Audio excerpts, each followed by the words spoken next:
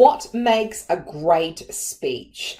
Well, I've got actually a little checklist for you, which you can use. And if you're going into a presentation, it will help you mark off this little checklist to determine whether a particular speech is going to be interesting to your audience or not.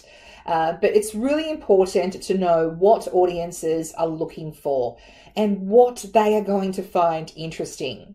I think it's really also important to think about things from the perspective of your audience. What's in it for them? So picture yourself sitting in your audience, listening to you. What do they want to hear you say? I think it's really important to get clarity on this, because too often people are so focused on doing a good job or getting through their presentation and not stumbling, rather than actually thinking, hold on a minute, what do I have to share with the world? How can I entertain, inspire, or maybe reassure my audience about a particular topic? So it's really important to take a step back and think, what's in it for my audience? Now, to come up with our a little checklist here to work out whether it's going to be an interesting talk or not, I encourage you to go through and mark off where you can inject, if you've already injected some of these elements, or where you possibly can inject some of these news values, as I call them, into your presentation. Now, the first one is conflict. So is there something like a he said, she said, which is going on in your presentation? And it doesn't necessarily have to be a current affair where the next door neighbor is getting cranky because there's a fight or a dispute over a fence. It might be something that the government is saying of the day and you perhaps have a different point of view. Or it might be the industry is saying some sort of particular angle about something and you've actually found the complete opposite. So people love a little bit of conflict. So if you can inject that into your speech topic, it's going to be quite interesting. Let's move across to the right. Novelty. Is there something out of the ordinary, a little bit unusual about your topic? People love that. You know, things like, I made $10,000 in 2 days and how I did it.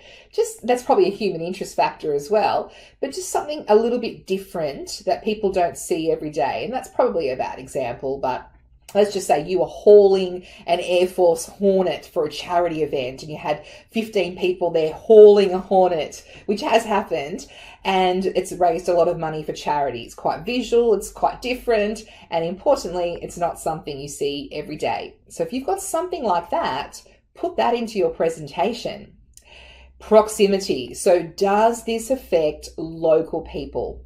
People are going to love if something affects them, if it's something that's happening in their own backyard.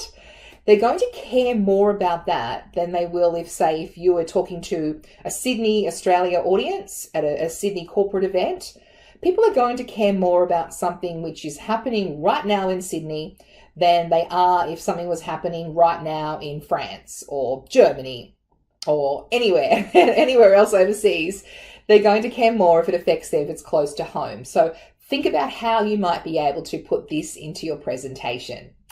Impact. Will this have an impact on people's lives? And that could be quite dramatic. There could be something going on that you're talking about which does have an impact, has had an impact, or will have an impact on people's lives.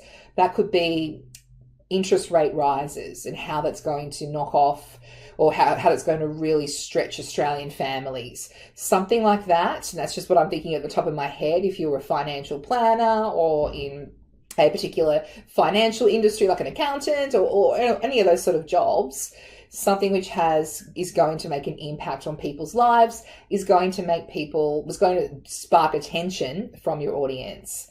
Human interest factor. Will people be generally interested in this? And that could be a combination of having an impact or a bit of a novelty, but is there a bit of a human interest in this particular topic that you can actually take advantage of? Prominence. Is this involving someone famous? Is someone coming to town? Perhaps someone has jumped onto your topic. For example, Prince Harry, he has a fear of public speaking. I will often use Prince Harry as my example. That's basically, I'll say, look, Prince Harry even has a fear of public speaking, so you shouldn't be too worried about your fear as well.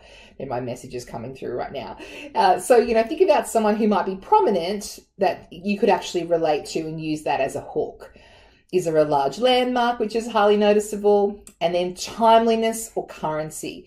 Is something going on in the world at the moment which you can leverage off and use as your hook? And so I probably would encourage you to go onto the news sites, news.com.au, Sydney Morning Herald, even larger than that, the New York Times, Washington Post, perhaps some UK newspapers, but no, mostly Australian papers if you're in Australia. Just some news sites online. Just find out what's going on in the world and think about how you might be able to jump on that hook, which everyone's talking about, and maybe you could lead with that for your presentation. So there you go. There are the 7 news values. And I say news values because you can also use these if you are doing a media interview. And if you want to, this is something that journalists actually use. They go through this checklist to determine if a story is newsworthy or not. And it's the same if you're delivering a presentation. So this is what you need to do when you're sitting down and working out, what am I going to talk about? Run yourself through these 7 elements as part of a checklist, and you will certainly be able to do a much more interesting presentation.